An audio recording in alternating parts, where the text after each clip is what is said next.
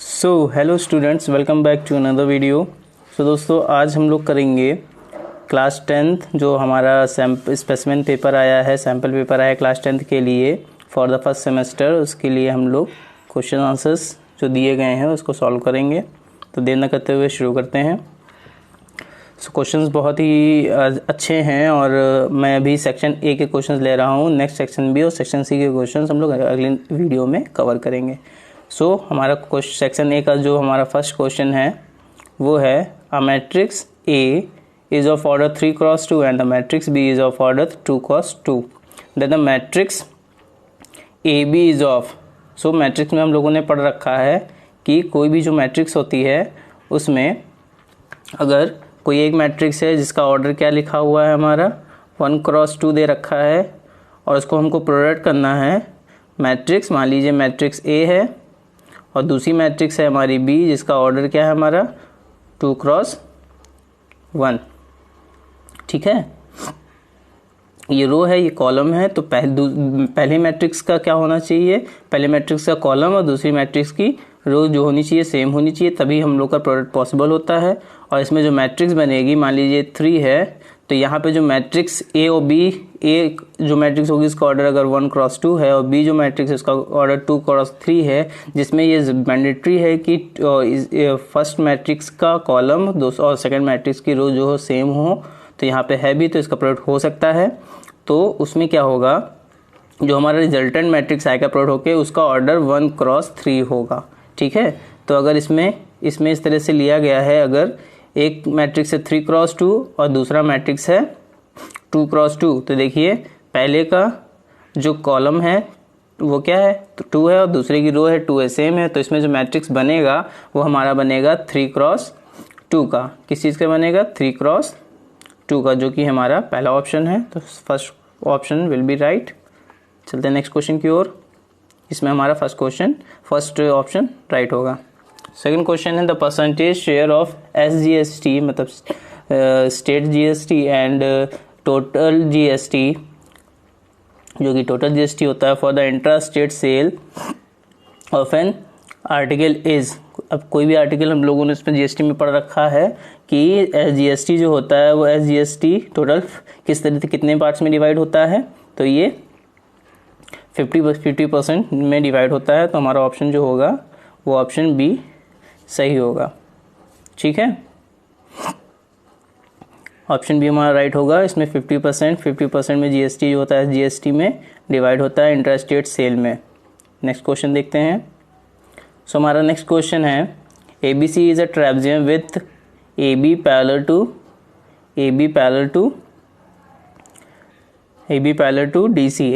To DC given है। तो इसमें क्या है, तो हमको क्या फाइंड करना है कि इसमें triangle, then the triangle A similar to AOB। तो AOB ट्राइंगल आपको दिख रखा है यहाँ पे, AOB, ये देखिए AOB ट्राइंगल है। तो ये किसके सिमिलर हो सकता है। ठीक है, तो AOB ट्राइंगल में आप देख सकते हो कि AOB ट्राइंगल जो होगा वो हमारा ट्राइंगल COD जो होगा इसके ही सिमिलर होगा। कैसे, क्योंकि हमारी AB पैरेलल CD दे रखा है, तो ये एंगल और ये एंगल इक्वल होगा by alternate interior angle. Similarly ये एंगल भी इक्वल होगा। ये दोनों वर्टिकली अपोजिट एंगल्स होंगे। किसी भी दो ट्राइंगल्स में अगर दो एंगल्स इक्वल होते हैं तो थर्ड एंगल ऑब्वियस है वो आपस में इक्वल ही होगा। तो बाय ए प्रॉपर्टी से ये दोनों ट्राइंगल सिमिलर हो जाएंगे। तो ट्राइंगल AOB जो होगा वो ट्राइंगल COD के सिमिलर होगा। तो option C will be right. Okay, next question देखते हैं। The mean proportion between 9 and 6, the mean proportion between 9 and 6। Okay, 9 और 6 में जो हमारा मीन प्रोपोर्शन होगा क्या होगा, तो मीन प्रोपोर्शन हम 9 और 6 के बीच में क्या लेट कर लेते हैं, x लेट कर लेते हैं। तो मान लीजिए 9 और 6 के बीच में हम लोगों ने x लेट किया है, ये x है और ये क्या है 9 and 16, 9 and 16 के बीच में करेंगे तो मीन प्रोपोर्शन की वैल्यू क्या हो जाएगी, x² इक्वल्स टू 16 इंटू 9 करेंगे तो ये आएगा 144 और x की वैल्यू क्या आ जाएगी 12। ठीक है, अंडर रूट 144 x की वैल्यू होगी तो वो हो जाएगी 12। So option D will be, और option D will be right in this case. Okay, इस केस में क्या होगा, ऑप्शन डी हमारा राइट होगा 12। मीन प्रोपोर्शन क्या होता है, mean proportion is the square of its extremes. Okay, तो मीन प्रोपोर्शन x जो होगा यहाँ पे लेंगे, उसका प्रोडक्ट, उसका स्क्वायर जो होगा 16 × 9 के इक्वल होगा, तो यहाँ से 12 जो होगा हमारा आंसर आएगा। ठीक है, चलिए क्वेश्चन 5 की ओर बढ़ते हैं हम लोग। अ मैन डिपॉजिटेड ₹500 पर मंथ, 500 पर मंथ डिपॉजिट किया है फॉर 500 पर month for 6 months and receive 3300 as the maturity value. The interest received by him, तो इसको कितना इंटरेस्ट मिलेगा। ठीक है, तो कितना इन्होंने डिपॉजिट किया था, हमको पता है कि मैच्योरिटी वैल्यू जो होती है वो होती है principal into n plus interest. ठीक है ना, तो मैच्योरिटी वैल्यू हमारी कितनी है 3300, प्रिंसिपल हमारा कितना है, प्रिंसिपल गिवन है 500, इसको 6 से मल्टीप्लाई करेंगे और इंटरेस्ट की वैल्यू हमको फाइंड करनी है। ठीक है ना, इंटरेस्ट की वैल्यू हमें फाइंड करनी है। तो यहाँ से 500 प्लस इंटू 6 कितना हो जाएगा 3000, तो आई की वैल्यू क्या आ जाएगी 3300 माइनस 3000, तो आई की वैल्यू यहाँ से क्या आएगी 300। ठीक है, तो आई की वैल्यू हमारी 300 होगी, जो कि ऑप्शन बी है हमारा। तो इस तरीके से option B will be right in this case. Maturity value आप लोगों ने फॉर्मूला पढ़ रखा होगा, इसका क्या होता है P इंटू एन, एन क्या होता है मंथ्स होता है, जो कि इस क्वेश्चन में 6 दे रखा था, प्लस आई होता है, आई की वैल्यू फाइंड करनी थी। मैच्योरिटी वैल्यू की वैल्यू हमने 3300 रख दी, P की वैल्यू 500 गिवन है क्वेश्चन में, और इंटू 6 months के लिए बोल रखा था, तो 6 से मल्टीप्लाई कर दिया, प्लस आई, आई की वैल्यू निकालेंगे तो 500 इंटू 6 जाके यहाँ पे माइनस में आ जाएगा 3300 के साथ, और यहाँ से 300 आ जाएगा। ठीक है, चलिए नेक्स्ट क्वेश्चन में बढ़ते हैं। ये क्वेश्चन आपको दिया गया है इनइक्वालिटी से रिलेटेड है, जिसमें आपको नंबर लाइन दे रखी है, इससे आपको इसका सेट बनाना है किसको रिप्रेजेंट कर रहा है। ठीक है, लीनियर इक्वेशन और इनइक्वालिटीज़ पे मैंने वीडियो डाल रखी है, आपको इसका लिंक मैं डिस्क्रिप्शन में दे दूंगा, आप जाके विजिट कर सकते हैं। क्लास 10 से रिलेटेड है, ICSE बोर्ड के सारे क्वेश्चंस उसमें मेंशन हैं, तो आप अच्छे से उसमें डिस्क्राइब किया गया, आप उसको जाके विजिट कर सकते हैं। इसमें क्या गिवन है आपको, इसमें गिवन है the solution set representing the following number line is. अब यहाँ पे ये नंबर लाइन दे रखी है, हमको पता है कि जिस नंबर को हमें क्या करना होता है, जिस नंबर को हमें इंक्लूड करना होता है उसको हम लोग डार्क सर्किल से करते हैं, और जिसको नहीं करना होता उसको होलो रख देते हैं। जैसे कि इसमें एक डार्क सर्किल दिया गया -3 पर, और 2 पे क्या लिया गया, होलो सर्किल दिया गया है, उनके बीच की नंबर्स को इंक्लूड किया गया है, जैसे कि फिगर में शो किया गया है। तो इसको हम लोग किस रेंज में लिखेंगे, ठीक है ना। तो इसमें अगर हम लोग देखें तो 3 को लिया गया है और 2 को नहीं लिया गया है, तो यहाँ पे जो इनइक्वालिटी बनेगी वो क्या हो जाएगी, x लेस देन 2 को इंक्लूड नहीं किया गया तो हम लोग लेस देन लगाएंगे, लेस देन इक्वल्स टू नहीं लगाएंगे, और जो x होगा जो क्या है वो 3 को इंक्लूड किया गया, उससे बड़ी नंबर इस साइड की बड़ी नंबर सब ली गई हैं 3 को लेते हुए, तो यहाँ पे x greater than equals to -3 ये लिख देंगे। ठीक है, तो x belongs to real number सारे के लिए है, लेकिन इसकी इनइक्वालिटी किस में दे रखी है, फर्स्ट ऑप्शन में x less than 2 and greater than equals to -3, so option A will be right. Okay, तो हमारा ऑप्शन ए जो होगा वो सही होगा। चलिए बढ़ते हैं नेक्स्ट क्वेश्चन की ओर। Question 7 is given the first 3 terms of an arithmetic progression are 1, 9, 16, then the next 2 terms will be. So first 3 terms दे रखे हैं हमको 1, 9, 17। यहाँ से अगर हम कॉमन डिफरेंस निकालें तो बच्चों हमारा क्या आएगा, 9 माइनस क्या होता है कॉमन डिफरेंस, 9 माइनस 1 करेंगे तो क्या आ जाएगा, 8 आ जाएगा हमारा कॉमन डिफरेंस। अगर हमको कॉमन डिफरेंस पता है किसी भी सीरीज में, फर्स्ट टाइम पता है, तो आप उसकी सीरीज बना सकते हो। क्या करना है, कॉमन डिफरेंस आप ऐड करते जाइए, एक सक्सेसिव AP है, ठीक है ना। तो इसमें नेक्स्ट 2 टर्म्स पूछे हैं, तो नेक्स्ट 2 टर्म्स क्या हो जाएंगे, 17 में 8 ऐड कर दीजिए तो ये हो जाएगा 25, फिर 25 में अगेन फिर कॉमन डिफरेंस जो था अगेन आप 8 ऐड कर दीजिए तो ये हो जाएगा 33। तो 25 and 33 will be our next 2 terms in this series. And ये कौन सा ऑप्शन दे रखा है, ऑप्शन सी दे रखा है। ऑप्शन सी जो हमारा दे रखा है 7th के लिए, जो कि है 25 एंड 33, ठीक है ना। तो बढ़ते हैं नेक्स्ट क्वेश्चन की ओर। इसमें गिवन है if triangle ABC similar triangle QRP then the corresponding proportional sides are. अब देखिए इस पे क्वेश्चन बच्चों बहुत तरह के बन सकते हैं। आपको ट्रायंगल्स में अगर सिमिलर या फिर कॉन्ग्रुएंट जो भी आप लिखते हो तो उसमें जो करस्पॉन्डिंग साइड्स होती हैं उनका ऑर्डर मैटर करता है, ठीक है ना। अगर ट्रायंगल ABC सिमिलर QRP लिखा हुआ है मीन्स AB जो साइड होगी वो QR के करस्पॉन्डिंग है और BC जो होगी वो क्या होगी, अगर ABC ट्रायंगल ABC लिखा हुआ है और ट्रायंगल QRP लिखा हुआ है ना, ध्यान समझिएगा इसे। तो AB जो होगा वो QR के करस्पॉन्डिंग होगी और जो BC होगा वो RP के करस्पॉन्डिंग होगी, ठीक है। इसका ऑर्डर मैटर करता है लिखना, ठीक है। अगर आप ABC को QPR लिखोगे तो गलत हो जाएगा। ट्रायंगल ABC QRP अगर आपने लिखा है then AB must be corresponding to QR, ठीक है ना। तो अगर इस ट्रायंगल में इस क्वेश्चन में AB किसके करस्पॉन्डिंग होगी, QR, तो AB अपॉन करस्पॉन्डिंग साइड्स का रेशियो लेते हैं हम लोग अगर दो ट्रायंगल सिमिलर होते हैं। तो ट्रायंगल ABC और QRP में AB अपॉन QR होना चाहिए और BC अपॉन RP होना चाहिए, जो कि हमारा फर्स्ट ऑप्शन बोल रखा है कि AB upon QR equals to BC upon RP। तो ये ऑप्शन जो होगा हमारा राइट होगा, ठीक है। बाकी सेकेंड ऑप्शन में देखिए AB को AC अपॉन, अगर हम पहले ट्रायंगल में A और C लेते हैं, ठीक है, तो दूसरे में हमको QP आना चाहिए, लेकिन अपॉन में AC के QR दे रखा है इसलिए गलत होगा, ठीक है। और बाकी भी इसी तरह से गलत होंगे।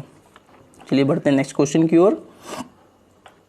क्वेश्चन नंबर 9 है x belongs to whole number then the solution set of the equation x minus x greater than minus 7, ठीक है।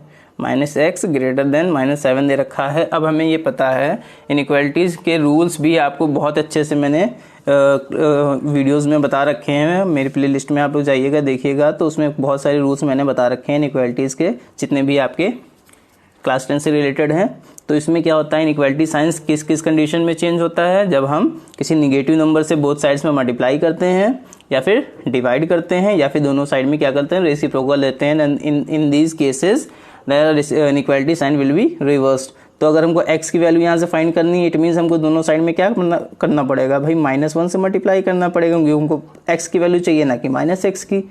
तो -x को +x बनाने के लिए -1 से मल्टीप्लाई करना पड़ेगा। तो हमने माइनस के नंबर से मल्टीप्लाई किया है, तो ये -x इंटू -1 ये हो जाएगा +x और ये हो जाएगा प्लस का 7, बट इनइक्वालिटी साइन चेंज हो जाएगा क्योंकि दोनों साइड में हमने नेगेटिव नंबर से मल्टीप्लाई किया है। तो x विल बी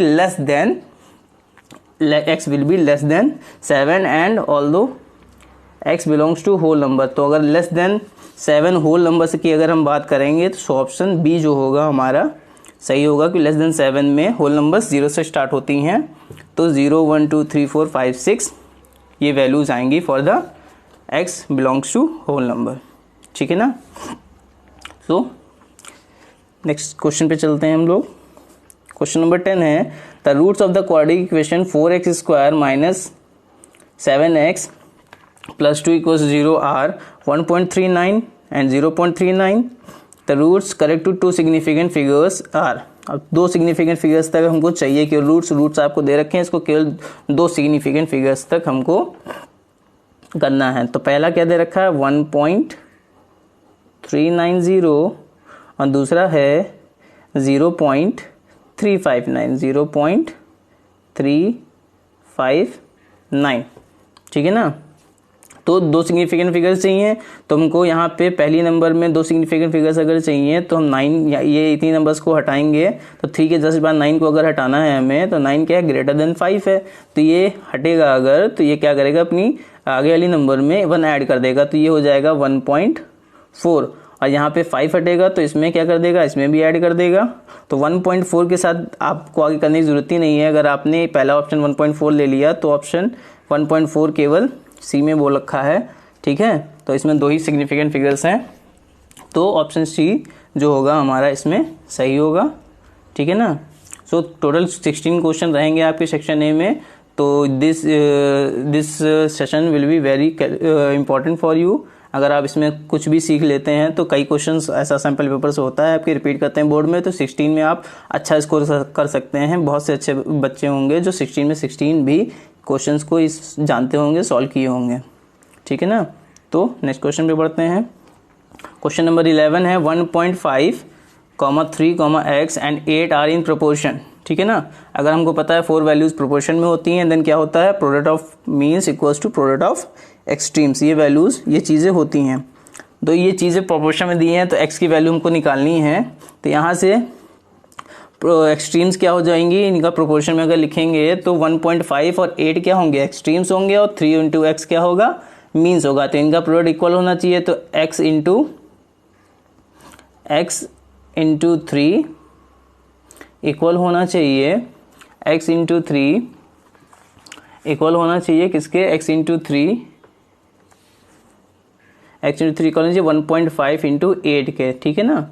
1.5 इंटू 8, ठीक है।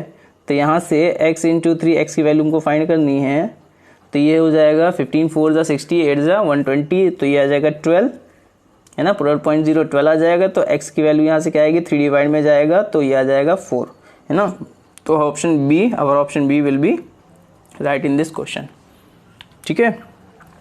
तो ऐसे क्वेश्चन बहुत ही आसान रहेंगे, आप लोग जल्दबाजी में गलत मत करिएगा और कोशिश करिएगा कि आप बहुत अच्छा स्कोर करें आपके फर्स्ट टर्म में, then it will be very easy for your next term exams.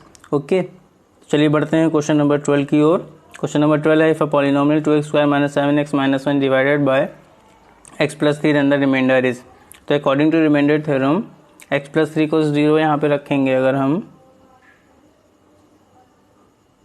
तो x की वैल्यू क्या आएगी, -3, ठीक है ना। f - 3 की वैल्यू जो हम निकालेंगे वो हमारी रिमाइंडर होगी।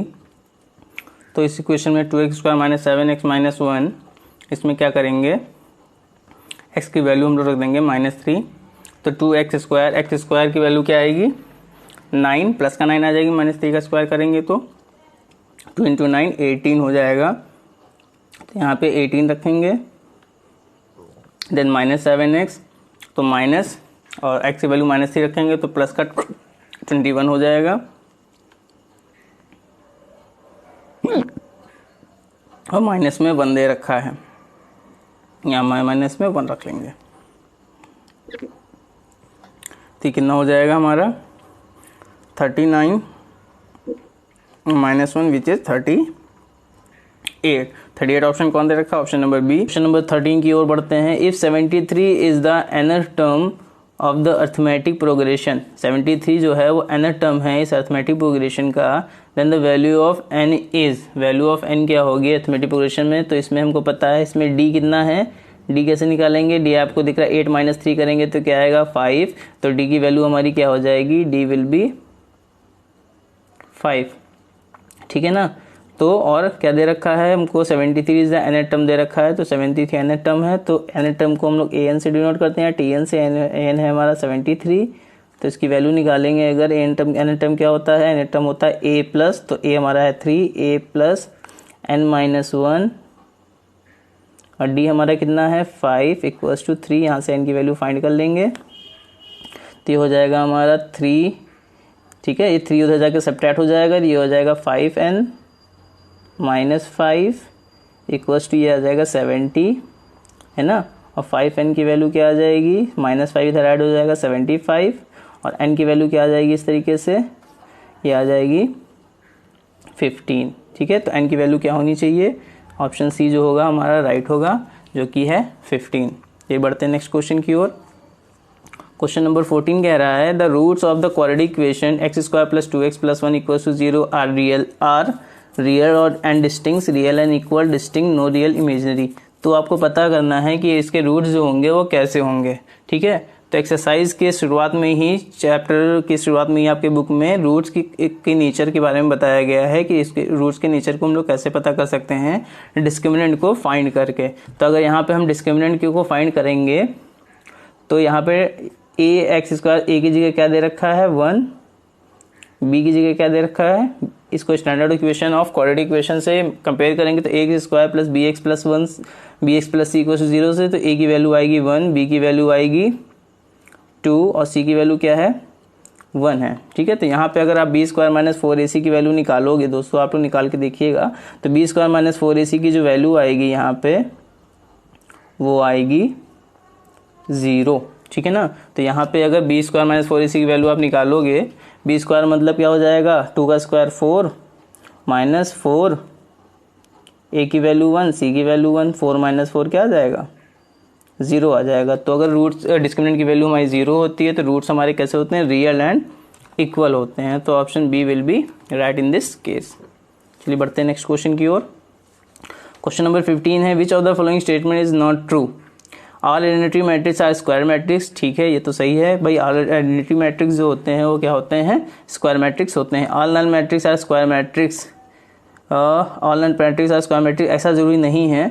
ऑल नल मैट्रिक्स जो है वो स्क्वायर मैट्रिक्स हो, ऐसा जरूरी नहीं है। For a square matrix number of rows is equal to the number of columns. See B option सही है। स्क्वायर मैट्रिक्स डी ऑप्शन जो है, square matrix of all of whose elements except those in the leading diagonal are 0 is the diagonal matrix। ठीक है, diagonal matrix की भी सही definition दे रखी है, केवल हमारा जो ये बी ऑप्शन दे रखा है ये जो है रॉन्ग है और हमको पता करना था कि विच इज़ नॉट ट्रू। ठीक है, ये ऑप्शन क्वेश्चन में ऐसे क्वेश्चन बहुत डाले जाते हैं जिसमें आप लोग जल्दबाजी में विच इज़ नॉट ट्रू इसमें बोला गया है, आप जो जल्दबाजी में अगर इसको देख के विच इज़ ट्रू करके आप पहला टिक करके चले आए, क्योंकि ट्रू वाले इसमें ज़्यादा हैं, तो आप लोग गलती वाली मत करिएगा, बहुत ध्यान से करिएगा कि इसमें नॉट लिखा है कि नहीं लिखा है। तो इसमें नॉट ट्रू पूछ रखा था, तो बी ऑप्शन जो है वो नॉट ट्रू है, तो बी ऑप्शन जो होगा तो इसके लिए सही आंसर होगा। चलिए बढ़ते हैं नेक्स्ट क्वेश्चन की ओर। क्वेश्चन नंबर 16 है, if x minus 2 is a factor of the polynomial x cube plus 2x square minus 13x plus k, then the k is equal to. तो यहाँ पे इक्वेशन क्या दे रखी है हमारी, x cube plus 2x square minus 13x plus k क्या given है, x minus 2 is a factor है, तो इसमें क्या इसकी वैल्यू, आप इसमें x की वैल्यू इसको फैक्टर बोला x माइनस 2 को, तो x माइनस 2 इक्वल टू 0 रखेंगे तो x की वैल्यू क्या आएगी 2 आएगी। x की वैल्यू 2 इसमें रखने पर इसकी वैल्यू, इस फंक्शन की वैल्यू क्या आनी चाहिए 0 आनी चाहिए। तो x इक्वल टू 2 आप इसमें रख दीजिए और x की वैल्यू k की वैल्यू फाइंड कर लीजिए। तो यहाँ पे x क्यूब लिखा है, मतलब 2 का क्यूब कितना आ जाएगा 8 प्लस x स्क्वायर 4 होगा और 2 मल्टीप्लाई है, ये भी 8 हो जाएगा, माइनस x की वैल्यू रखेंगे 13 टू जा 26 प्लस k इक्वल्स टू 0 हो जाएगा 8 8 16। तो यहाँ पे 16 यहाँ से आएगा तो minus 26 plus k equals to 0, minus 26 लिखा हुआ है और 8 8 16 है, यहाँ पे 16 हो जाएगा। तो यहाँ से क्या आ जाएगा, ये आ जाएगा -10, 16 माइनस 26 -10, उधर जाके +10, तो k की वैल्यू क्या आ जाएगी 10 आ जाएगी, जो कि ऑप्शन हमारा डी है। तो इस तरीके से आज हम लोगों ने सेक्शन डी कंप्लीट कर, सेक्शन ए जो है क्लास 10th का वो कंप्लीट कर लिया है। नेक्स्ट सेक्शन बी और सी मैं आपको नेक्स्ट वीडियो में प्रोवाइड कराऊंगा। थैंक यू सो मच और best of luck for your first term exam.